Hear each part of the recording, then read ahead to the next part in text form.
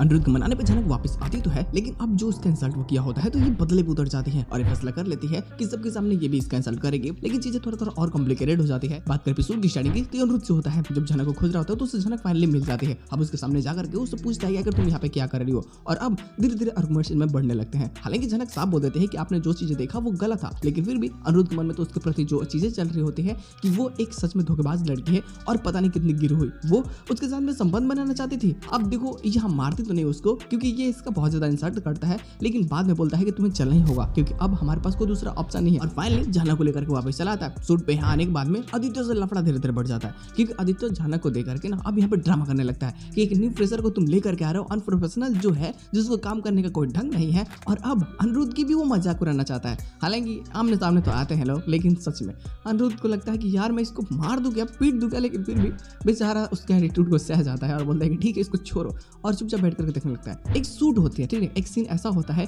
जिसमें जनक को करीब आना होता है हीरो का और कस करके उसे गले लगाना होता है, और ऐसा होता भी है। जनक बोलते हैं कि ठीक है अब तक आपने मेरी इधर उधर की बातों को ही देख करके मुझे जज किया है ना, लेकिन अब मेरी आप एक्टिंग देखिए। सच में ये एक्टिंग की बादशाह है और ऐसा करते भी है। वो चेहरे पे झूठी स्माइल आती है और आदित्य को इतनी कस के हक करती है ना, जिसको देखने के बाद में इसकी तो भाई कहते हैं ना कि जल धन जाती है, पूरी तरीके से जल कर राख हो जाती है।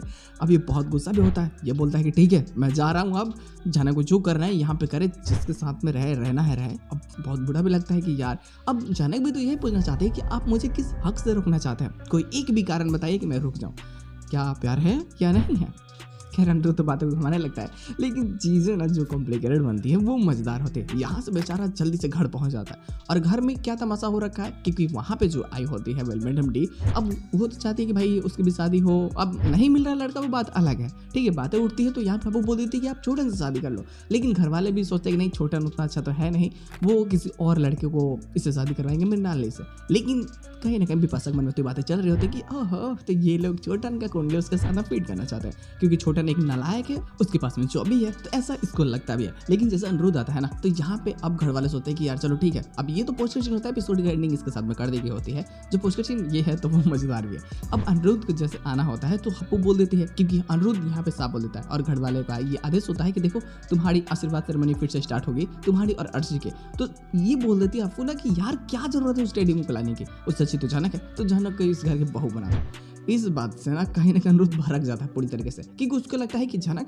अरे वो तो अब सच में बहुत ही गिरी हुई लड़की है और वो दूसरों के साथ में मजे मार रही है, तो भला वो मेरी पत्नी कैसे बन सकती है।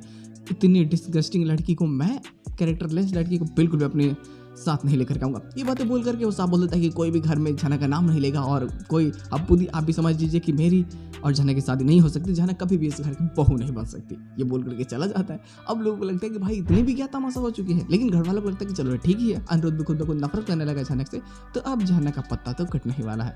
लेकिन बाद में इसे बहुत जल्दी ही सच्चाई पता चल जाएगी कि आदित्य इसको ब्लैकमेल कर रहा था, और वो इसको एक प्रॉपर कार्ड भी देता है कि तुम मुंबई जब आओगे तो तुम मुझसे मिलना, और हो सकता है कि बाद में इसे मुंबई जाना भी पड़े। अब चीज़ें बहुत अजीब है लेकिन मजेदार भी है, तो कुछ आगे के एपिसोड प्लॉट्स देखेंगे तभी तो पता चल पाएगा ना कि आने वाले एपिसोड में क्या हो सकती है। खैर मेरा तो एग्जाम स्टार्ट हो रहा है, कोशिश करेंगे लोग कल का बन पाए, लेकिन कल चांस बहुत कम है, रात में ही मिलेंगे क्योंकि दिन में तो भाई आज रात को निकलेंगे लोग, तो कल से सुबह को एग्जाम है, तो फिर आते में तो बहुत वक्त लग जाएगी।